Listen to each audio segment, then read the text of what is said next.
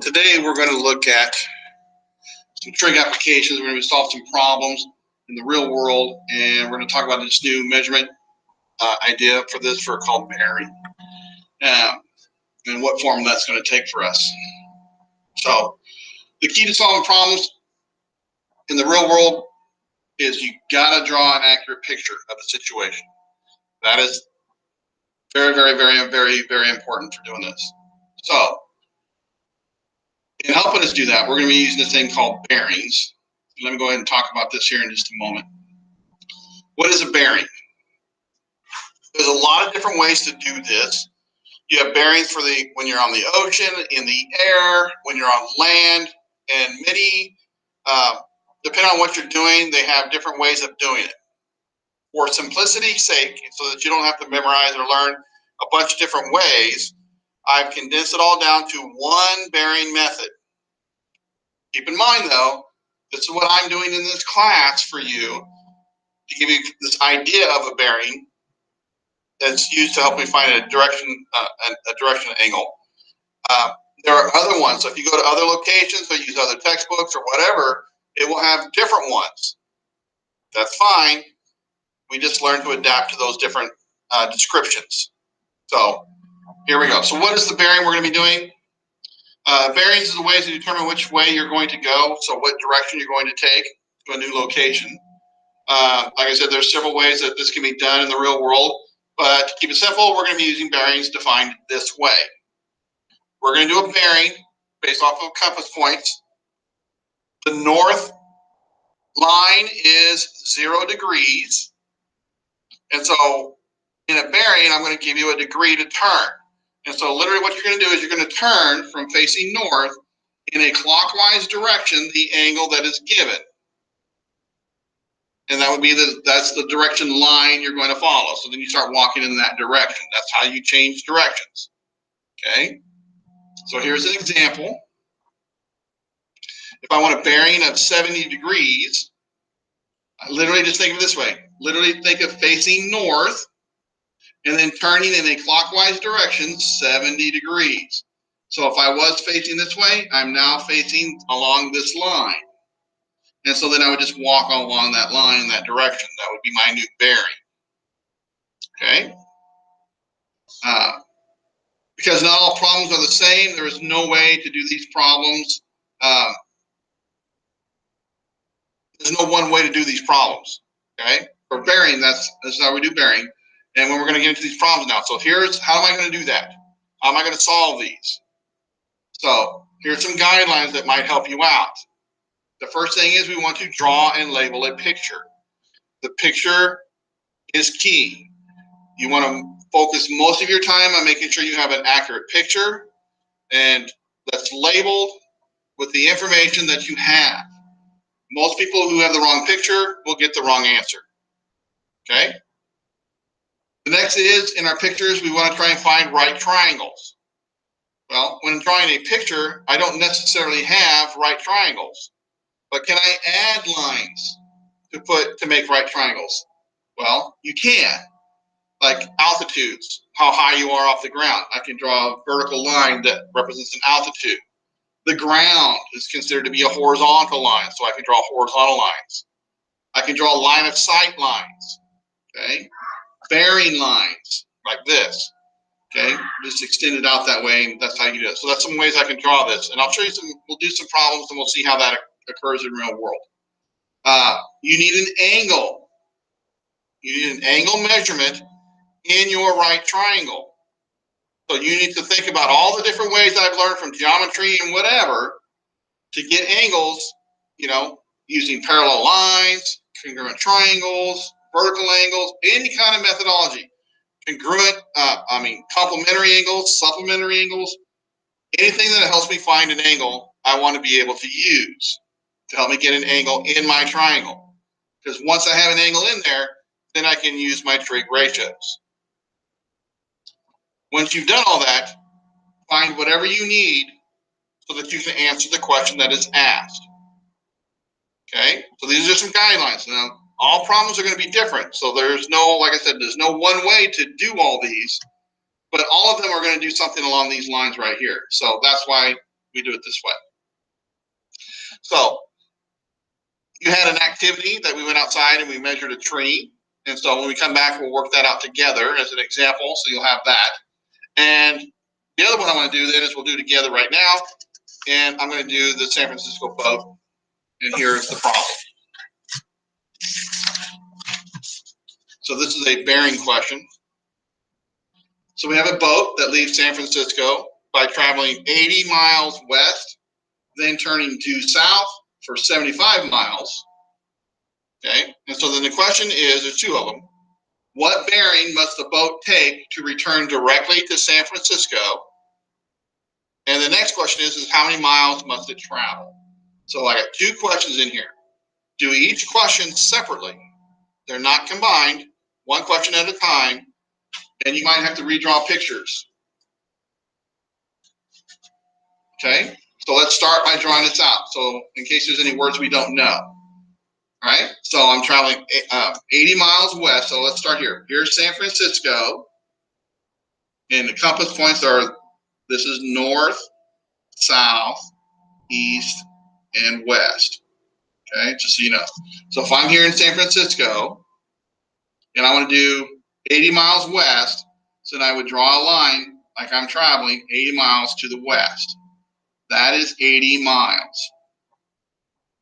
At which point I'm going to turn due south. What that means is I'm going to literally go south. So whichever where I'm at, I just immediately turn and go directly in the south direction. So this is going to be a hard turn.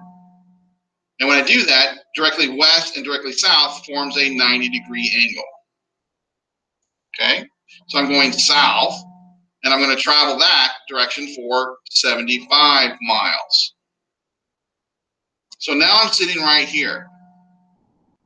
Okay, that's my picture so far. But you'll notice I don't have a triangle, but I need a triangle. So that's where the question comes in. What bearing must the boat take to return directly to San Francisco? So this is San Francisco right here. I'm here. I want to be there.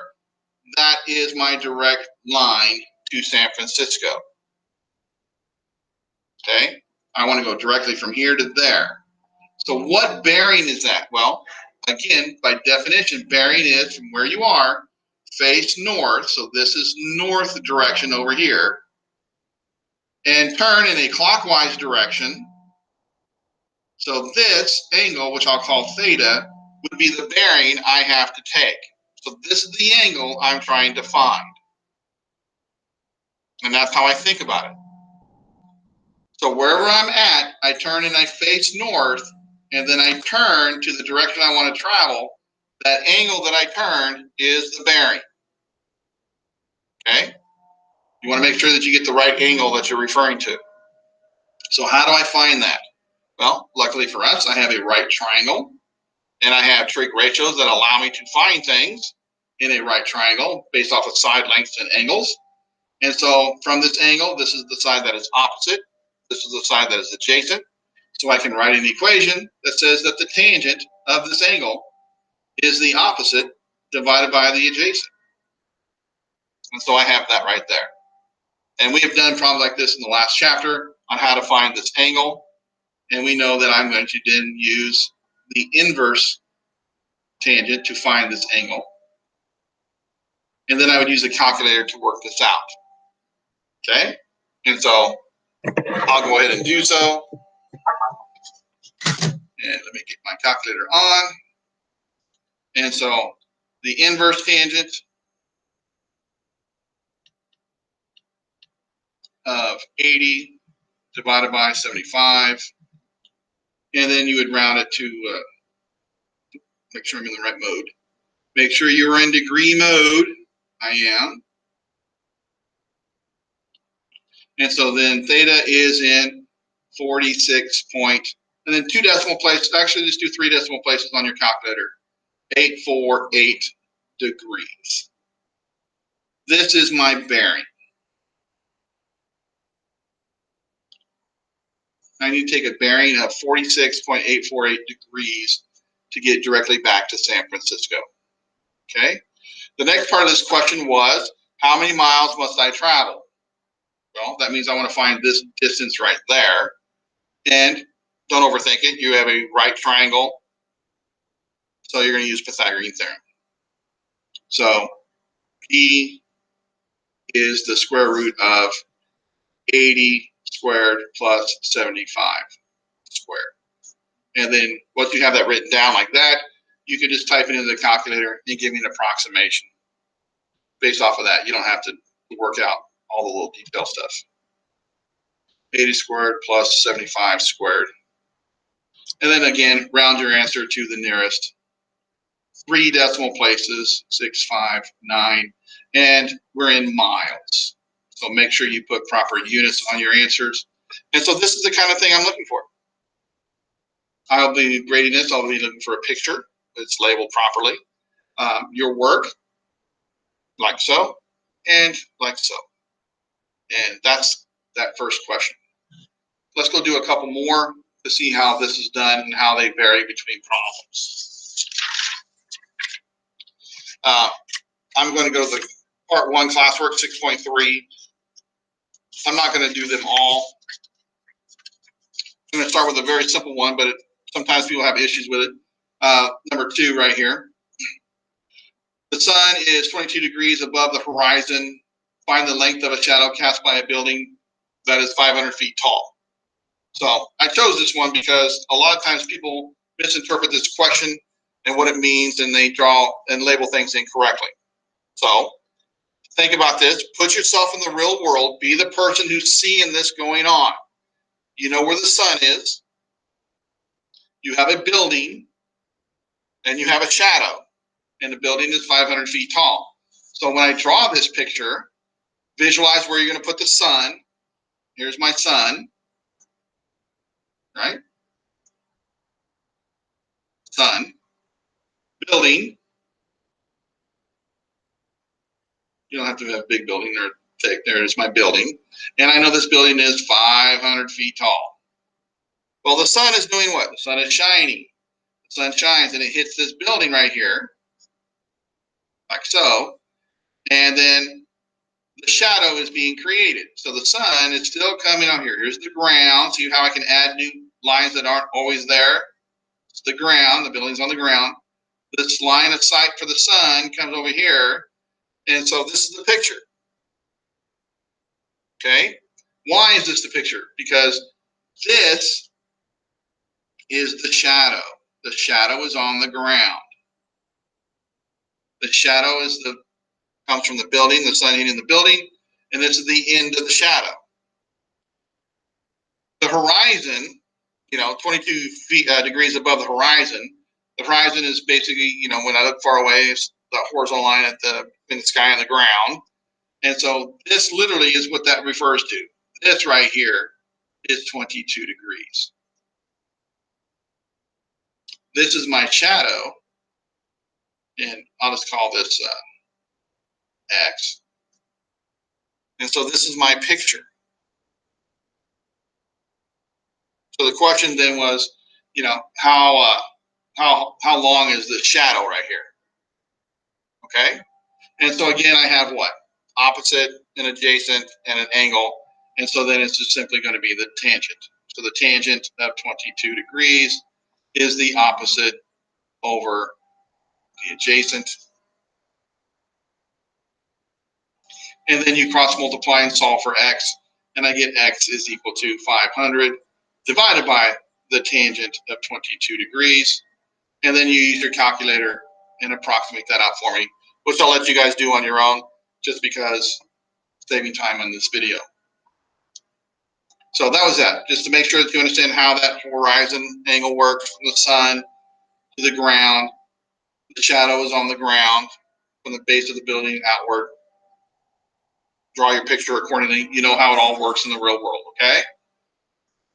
All right, let's do one more. And I think I'm going to do the airplane one, okay? We'll do this one probably in class together. So an airplane is observed approaching your house. The angle of elevation of the plane is 18 degrees at one time, and then 57 degrees 1 minute later. So you're outside, you're looking at the airplane, you see it coming. The first time you see it, it's at an 18-degree angle of elevation. And then 1 minute later, from the same location, you see that it's now 57 degrees as an angle of elevation. We're going to assume that the speed of the plane was a constant 550 miles per hour. What is the altitude of the plane? Okay, so this is a very similar question to the height of the tree that you did at the very beginning of the activity. So visualize how you're going to draw this. Where's your house? Where are you standing? Okay, so, and where's the plane in relation to you? So you can do it however you want. There's a lot of ways you can draw it. So here I am. I'm standing here. Here's the ground. I have an airplane up here. Okay.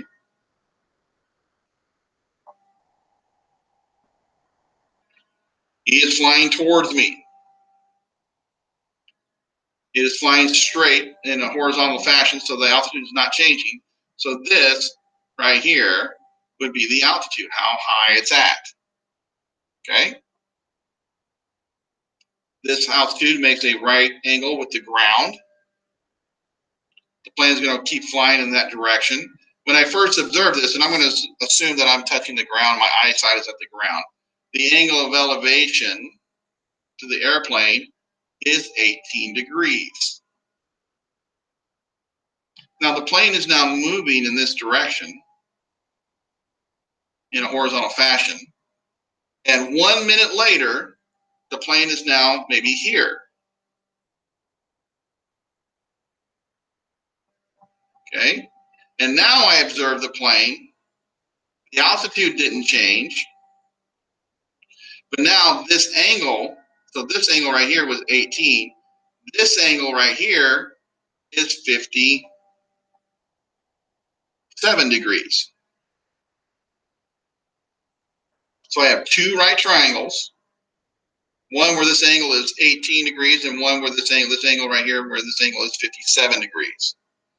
Both of these altitudes are the same. They're both h. Okay. And so we need to know, and what I know is this, since I am traveling at 550 miles per hour, and this distance right here is for 1 minute.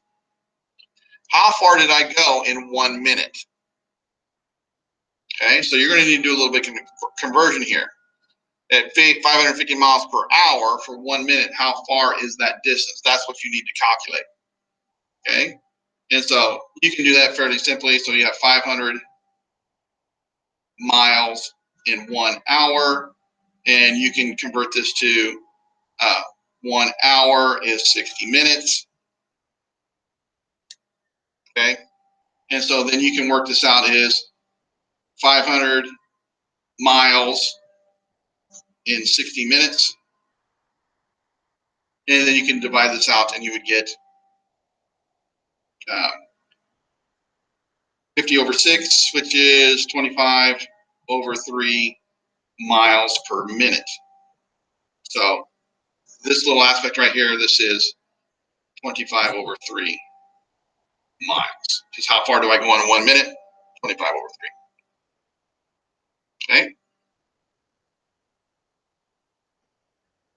So that means this distance is that same amount. Okay. So I have two right triangles.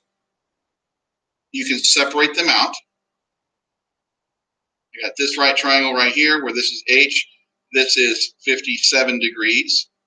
And I don't know this amount right here. And then I have another one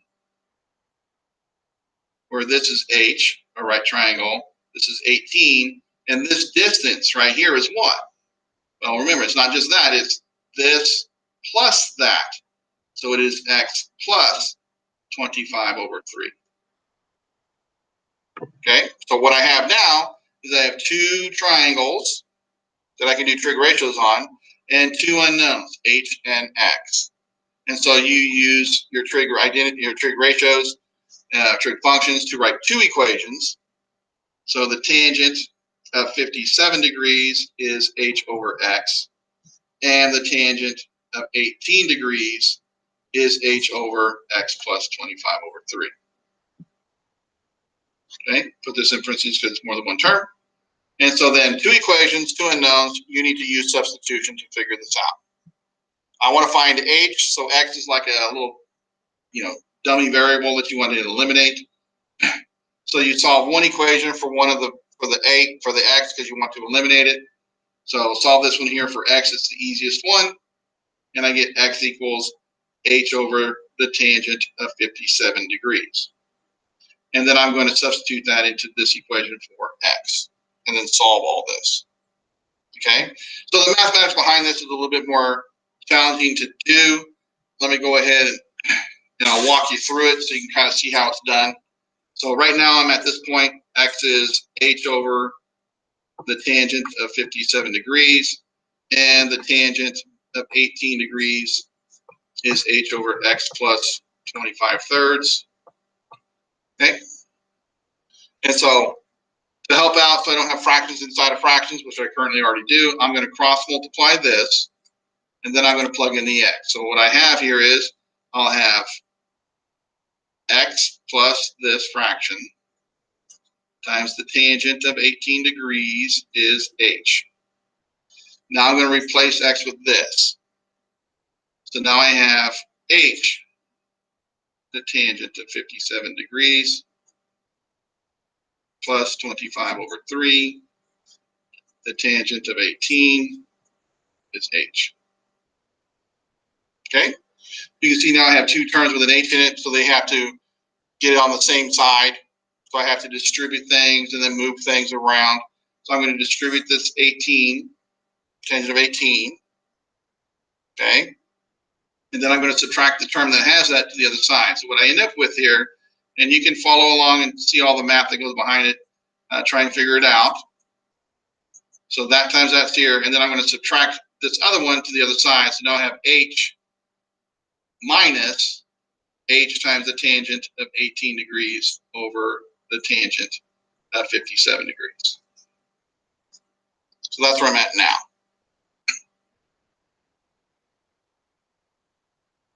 So I have a fraction here. I can get rid of this, all these fractions, this tangent thing on the bottom by multiplying both sides by it. So if I multiply this side by the tangent of 57 degrees, and this side over here by the tangent of 57 degrees, I don't have to, I'm just showing you that I can. Then this side over here is 25 over thirds, the tangent of 18 degrees times the tangent of 57 degrees. And then this will be h times the tangent of 57 minus h times the tangent of 18. Common factor. So I bring out the h, and then I have this quantity that represents a single value.